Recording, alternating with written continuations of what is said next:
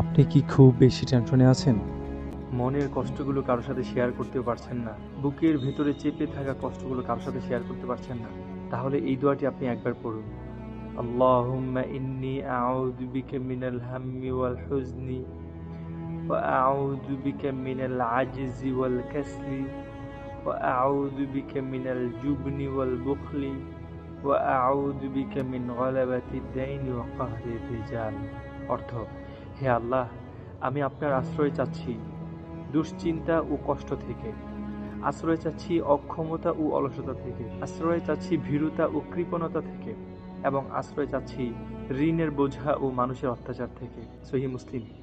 আপনি কি জানেন, আল্লাহ তাআলা মানুষকে কখনো কখনো টেনশনে রেখে তার গুনাহ মাফ করে, তাকে আল্লাহর নিকটবর্তী করে নেয়, তাকে পরীক্ষায় ফেলে তার মর্যাদা বৃদ্ধি করে, এবং এর বিনিময়ে তাকে সওয়াব দেওয়া হয়।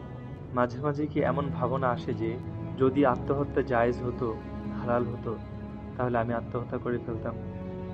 এরকমটা কি মনে হয় যে গোটা দুনিয়া সবাই স্বার্থপর, দুনিয়াতে আর সুখ পাইলাম না রে?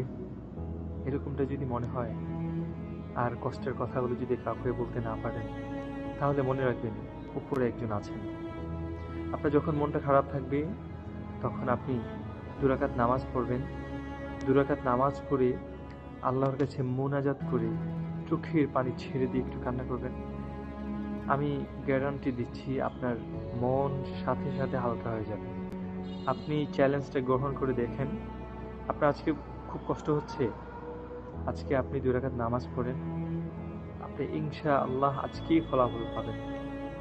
আর এইরকম ইসলামিক ভিডিও পেতে আমার চ্যানেলটা সাবস্ক্রাইব করে রাখুন, লাইক কমেন্ট ফলো করে পাশে থাকুন, এবং অন্যকে দেখার সুযোগ করে দিন।